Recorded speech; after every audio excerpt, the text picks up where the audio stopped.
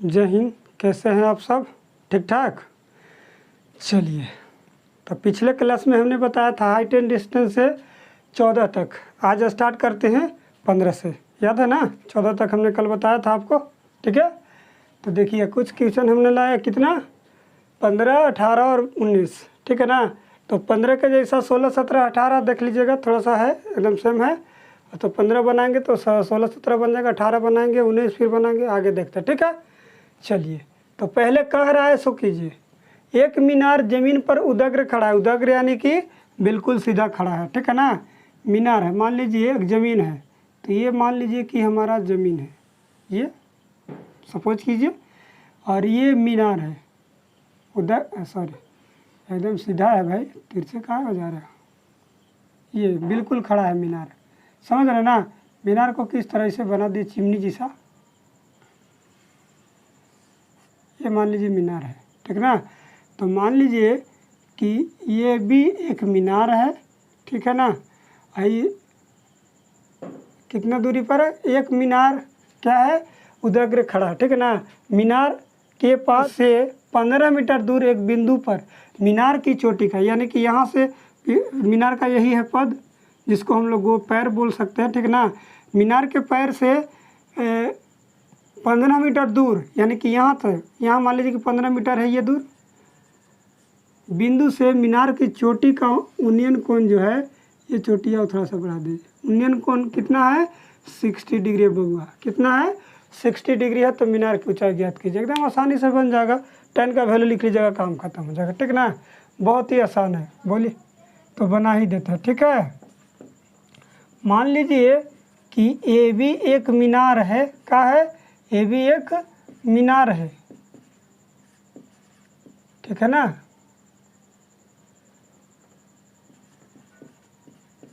इसका पाद बी से सी तक की दूरी 15 मीटर है, ठीक ना? तथा सी से मीनार की चोटी का उन्नयन कोण क्या है? 60 डिग्री है। आसानी से बन जाना चाहिए, ठीक है ना?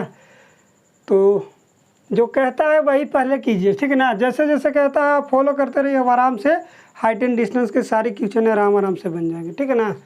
तो लिख सकते हैं नाउ ट्रेंगल लिखिए। Now triangle A B C में क्या है? tan theta is equal to हो जाएगा, सामने वाला परपेंडिकुलर हो जाएगा, यानी कि ए बी बटा बी सी हो जाएगा बउआ, ठीक है ना? और tan 60, और ए बी का वैल्यू हमको नहीं दिया हुआ है। ए बी एक मीनार है, ए बी मीनार है, समझ रहे ना? अब बी सी हमारा कितना है? 15 दिया हुआ है। यहाँ तक क्लियर है? और tan 60 का वैल्यू जो होता है √3 होता है। आता है ना ये समझ में? ए बी बटा 15, ये क्रॉस मल्टीप्लिकेशन करेंगे तो A B is equal to कितना हो जाएगा? 15√3 मीटर। इस तरह से आप लिख सकते हैं। इसलिए लिखे मीनार की ऊंचाई जो है 15√3 मीटर। ये एकदम आसानी से बन गया। ऐसा ही है 16, 17, ठीक है ना? 16, 17 एकदम बिल्कुल आसानी से है। पहले देख लीजिए एक बार, फिर से हिंट कर देते हैं। क्या है? कह रहा है कि एक मीनार जमीन पर उदग्र खड़ा है, यानी कि बिल्कुल खड़ा, एकदम सीधा खड़ा है।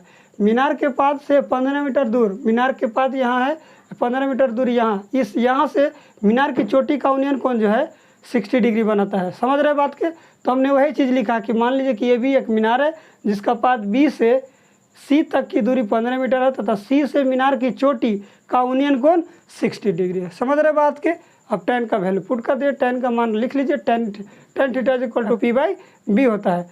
tan 60, b हमको दिया हुआ नहीं है, अब p नहीं दिया हुआ है, b हमारा कितना था? 15। अब tan 60 का वैल्यू √3 होता है। क्रॉस मल्टीप्लिकेशन कर दिए, काम हो गया ख़त्म। आसानी से बन जाएगा। समझ रहे बात के? चलिए आगे देखिए। आगे हमारा क्या है? तो आगे हमारा 16, 17 है, बना लीजिएगा, बिल्कुल सेम है। आगे देखिए, कह रहा है क्वेश्चन आराम से पढ़िए। एक सीढ़ी एक उदग्र दीवार से इस प्रकार रखा जाता है कि वह दीवार के चोटी तक पहुंचता है। तो पहले आप दीवार बनाइए, यहाँ इस तरह से बना लीजिए। यहाँ देखिए, ये मान लीजिए हमारा दीवार है, आपका नहीं हमारा मान लीजिए, ठीक है। कुछ दूरी पर है, मान लीजिए एक, यहाँ ये तो पृथ्वी है भाई, समतल क्या क्षैतिज तल है, समझ रहे बात के। ये जो है क्षैतिज तल है, अरे तिरछा हो जाता है भाई, दीवार तिरछा काहे हो जा रहा है। ये देखिए, अब इस पर सीढ़ी लगी हुई है भाई, कहाँ तक, सीढ़ी जो है दीवार के चोटी तक मिलता है। तो मिला दिए हम, सीढ़ी बना लीजिए, ठीक है ना, बना दिए। इस प्रकार यहाँ तक पहुँचा। अब ये थोड़ा सा घुमाने के लिए इतना लिखा था, सीढ़ी का पाद दीवार से 15 मीटर दूर है। ये सीढ़ी है, ये सीढ़ी है ये, और दीवार से कितना मीटर दूर है, 1.5 मीटर, यहाँ तक की दूरी है। समझ रहे हैं ना बात की। जैसे कह रहा है समझने की कोशिश कीजिए, आराम से बन जाएगा। और सीढ़ी ज़मीन से कितना कोण बनाता है, 60 डिग्री का कोण पर झुका हुआ है। ये जो सीढ़ी है ज़मीन, ये है सीढ़ी और ये है ज़मीन, कितना डिग्री पर है, 60 डिग्री पर है बउआ, कितना पर है, 60 डिग्री पर है। समझ में आ रहा है कुछ। तो दीवार की ऊंचाई ज्ञात कीजिए, आराम से बन जाएगा। सेम यही वाला है, केवल लैंग्वेज थोड़ा सा बड़ा था। समझ रहे हैं ना बात के। इसमें भी 60, इसमें फ़र्क इतना ही है कि उसमें 1.5 है, इसमें केवल 15 दिया हुआ है, बाकी सेम ऐसे ही लिखेंगे। समझ रहे हैं ना बात के, समझ रहे हैं कि नहीं समझ रहे हैं। समझ रहे हैं तो देख लीजिए, नहीं समझ रहे हैं तो देखिए, समझ रहे हैं तो कोई बात नहीं, बना लीजिएगा खुद से। मान लीजिए इसी में फिर से लिखेंगे ए बी और सी। माना कि ए बी एक दीवार है, ऐसे लिखिए, माना कि ए बी दीवार पर ए सी सीढ़ी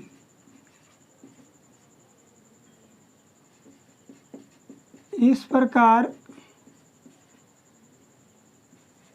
रखा गया है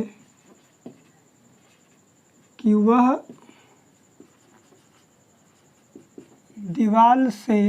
दीवार के चोटी तक पहुंचता है। जो लिखा है वही लिखेंगे, ठीक ना। तथा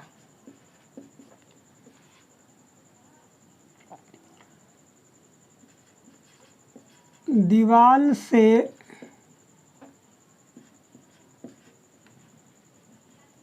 वन 1.5 मीटर दूर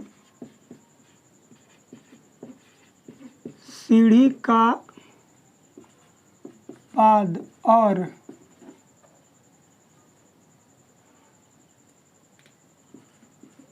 जमीन का उन्नयन कोण बन रहा है, जो कितना है, 60 डिग्री है। समझ रहे ना, इतना लिखना ज़रूरी है आपको, इसलिए लिखिए, चाहे नाउ लिखिए, now triangle A B C में वही लिखिए, tan थीटा के जगह ए बी बटा बी सी हो जाएगा। समझ रहे हैं बात। और tan 60 ए बी हमको दिया हुआ नहीं है, दीवार की ऊंचाई ना, हाँ ए बी, और ये है 1.5, tan 60 का वैल्यू √3 हो जाएगा ए बी बटा 1.5। क्रॉस मल्टीप्लिकेशन अगर करते हैं तो हो जाएगा कि A B is equal to 1.5 into √3। समझ रहे ना बात के। तो √3 का मान भी आप लिख सकते हैं, नहीं तो छोड़ सकते हैं। 1.5 इंटू 1.732 ये होता है, दोनों में मल्टीप्लाई कर दीजिए, आंसर आ जाएगा, काम हो जाएंगे ख़त्म। नहीं तो गुना हम कर ही देते हैं, 15 दूना 30 हो जाएगा, 15 तिया 45 और 3 48, 15 सतह 105 है ना, और 105 और 4 हो जाएगा 109, हासिल हो गया 10, और 15 और 10 25। एक अंक के बाद नहीं, एक कितना, 1 2 3 और 1 4, 1 2 3 और 1 4 हो गया, यानी कि 2.60 भी लिख सकते हैं। इतना मीटर क्या हो जाएगा, दीवार की ऊंचाई। दीवार की ऊंचाई जो है कितना हो गया, 2.5 मीटर के आसपास। समझ गए? नहीं तो परीक्षा में आप इतना छोड़ सकते हैं, इससे कोई दिक्कत नहीं है। चलिए ठीक है, समझ गए होंगे, आशा करते हैं। आज हम तो ऐसे कर सकते हैं भाई, है ना।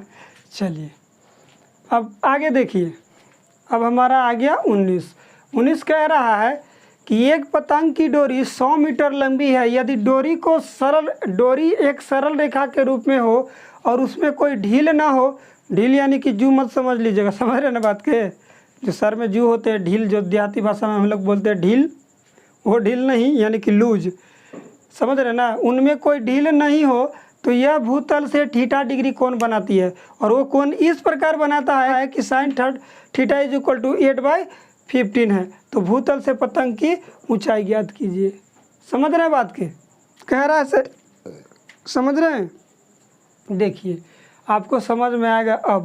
अब मान लीजिए कि ये हम यहाँ से पतंग उड़ा रहे हैं, ये देखिए यहाँ पतंग बनाइए, उड़ने वाला पतंग,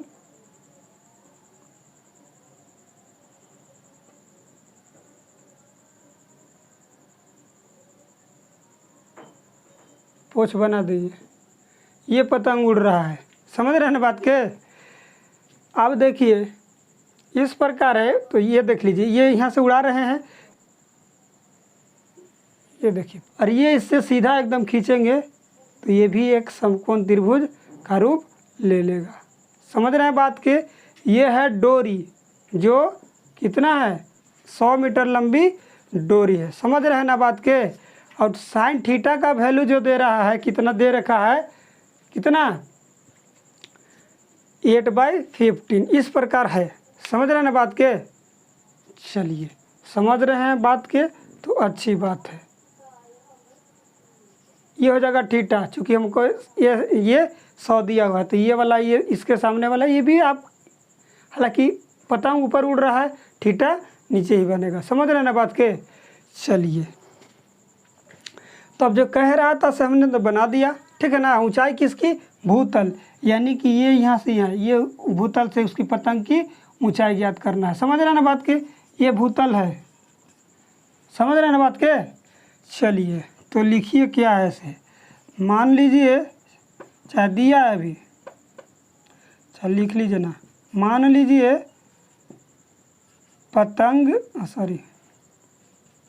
पतंग की ऊंचाई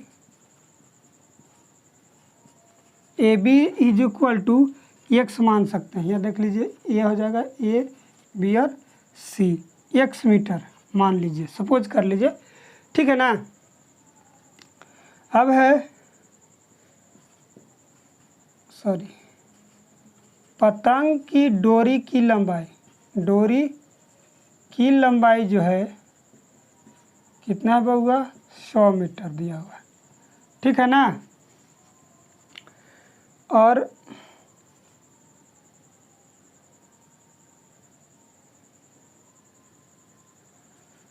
पतंग की डोरी भूतल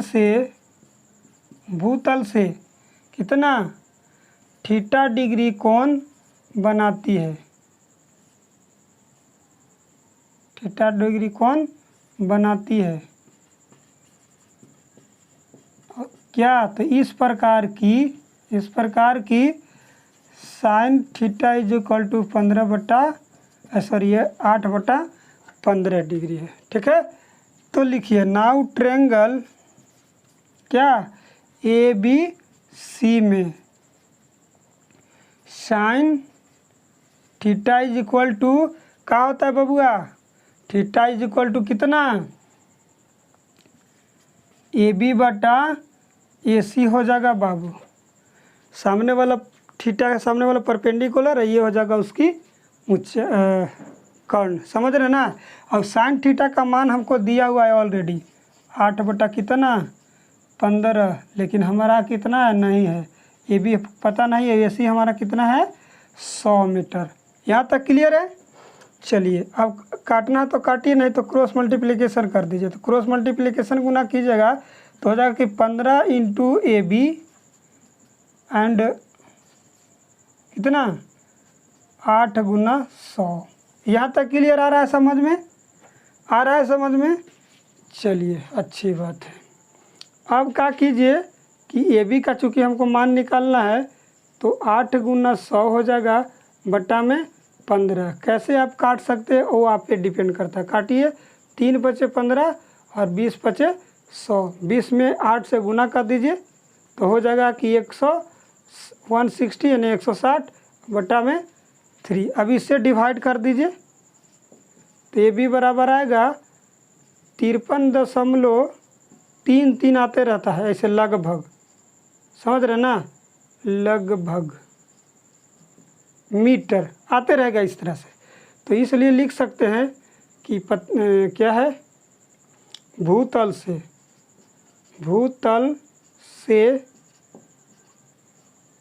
और है पतंग लिखाओ ना जी, पतंग की ऊंचाई जो है कितना मीटर आ गया 53.33। नहीं लिखना है तो एक बढ़ा के लिख दीजिए 53.34 मीटर। हो गया क्लियर? इसमें भैया कुछ नहीं है, आप केवल लैंग्वेज को समझ लीजिए कि कह रहा है, बाकी आराम से बन जाएगा। इसमें कोई ज़्यादा टेंशन लेने वाली बात नहीं है। और एक चीज़ याद रखिए कि हाइट एंड डिस्टेंस से एक क्वेश्चन आपको बोर्ड में पूछेगा ही पूछेगा, समझ रहे ना। इसलिए थोड़ा सा ये ध्यान से पढ़िए। और लैंग्वेज वाला ऐसे भी लड़कन ज़्यादा फंस जाता है कि चलते हम कोशिश करते हैं कि जितना भी इजी तरीक़ा से आपको समझा दिया जाए जो आपको समझ में आए। समझ रहे हैं ना बात के? समझ रहे हैं बात के? चलिए